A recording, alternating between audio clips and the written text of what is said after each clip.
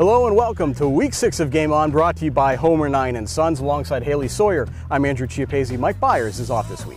Right, and we're here at Southside where the Rams are preparing to take on Shenango for a share of that Big 7 lead.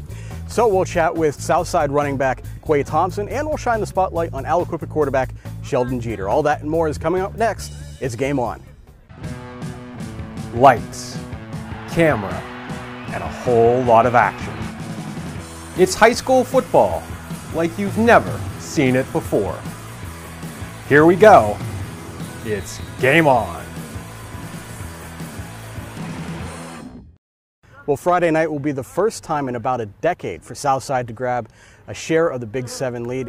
It's been a long road, Haley, for them to try and get back to their winning ways that they had back at the turn of the century. And really, last year, Shenango was a team that erased their opportunity for a home playoff game. That was a battle for second place behind the Shenango. This year, it's now a battle for first place. Shenango is undefeated in the section. Southside has just a one loss. It's going to be really exciting here Friday night. Yeah, it really is. There's really an aura around the school, the guys were telling me. I was talking to Robbie earlier. He knew the exact year and who they played the last time they had a home playoff spot. And they said what they were looking at in film mainly is the offensive line of Shenango. It's really big guys, so they're really going to have to push through them to really make an impact in this game. It's probably going to be a war in the trenches because, as you mentioned, they're focused on Shenango's offensive line, and Southside has its own vaunted rushing attack, led by Quae Thompson, who we'll talk to in a little bit, with over 500 yards rushing. A.J. Kreider and Cole Campbell, each over 200 yards rushing. Thompson has 10 rushing touchdowns. I mean, you can go on and on with these stats, and it's basically what they've been able to do. And then Rob Heberly comes in as passing quarterback and adds a little bit of an extra dimension. Right. I think that depth would be an understatement in this scenario. But, one thing those guys are really working on is decreasing their turnovers and fumbles. One thing that they've been doing this week is kind of interesting. The guys are being asked to carry around a football in the hallways during school. And if someone takes that ball from them, they give it to the coach and then they get punished at practice.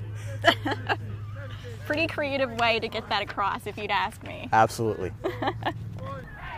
Well, joining us now to talk about Southside's start to the season so far and their game against Shenango on Friday is running back Quae Thompson. Quae, welcome to the show. Thanks for having me. Quae, you guys are on a 4-game winning streak. What has been the key ingredient to that success over the last 4 games? What's really working well for you guys? We've been pretty focused lately. I mean, we've been working hard in practice. Our school spirit has changed a lot around here, and it just helps us get ready for Fridays. All right, so Quae, you guys kind of have a smaller senior class this year, but you've really been through it all. You've had a winless season, like a half-decent season. Now you guys are undefeated. So what are some things you guys have learned along the way to get you here? We learned that we got to work hard to get where we want to go. Those winless seasons, we weren't really focused, and I can say that we're more focused. We got a taste of a little victory last year, and we're going to continue to do what we got to do. You guys played Shenango last year, and it was a game where if you had won, you would have gotten the home game in the playoffs possibly. Is there any revenge factor or anything like that, knowing that a share of first place and a possibility of another home game in the playoff is sort of on the line Friday night? It would just be really nice to have a home playoff game here at Southside. It would be really nice to bring back to the community. Finally, Quae, just Shenango in general. I mean, what are you expecting out of them Friday night? They lead the Big 7 right now. What's going to be the biggest thing that you guys have to focus on against them? Their team, they're basically just like us, so they got a strong running game, and I mean, if we could stop that, cause them to get out of their game, that'll be a good game changer for us. Great. Quae, thank you so much for your time, man. Appreciate it. Yep. Well, even as some of the faces change at Aliquippa, the goal remains the same: win a WPIAL championship and challenge for a state title. First-year starter at quarterback Sheldon Jeter knows that all too well.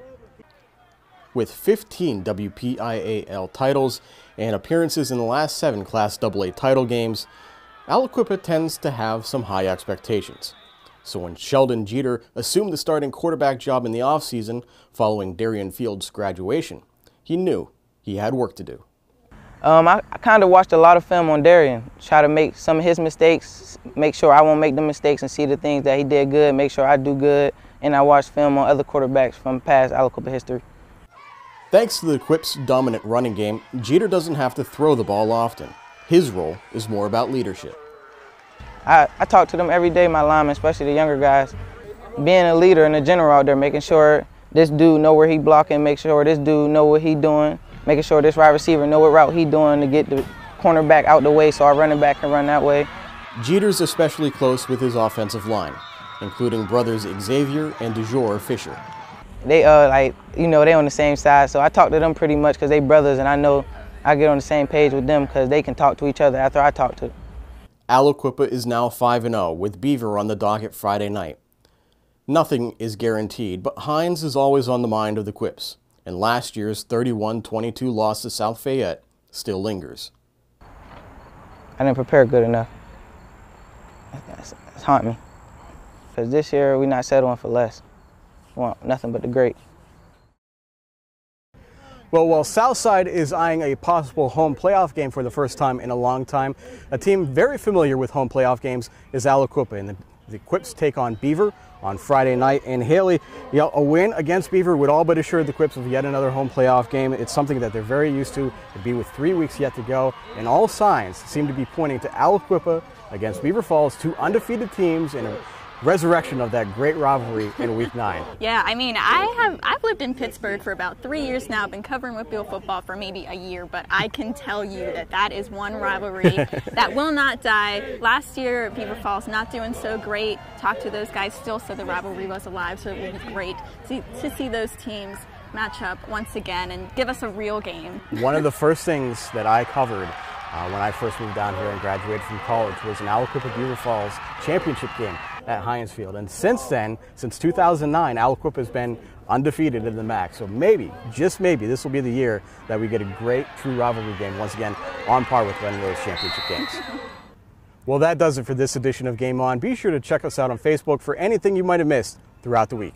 And you can catch us on timesonline.com/gameon every Friday night for live updates and every other day of the week for everything else you need to know.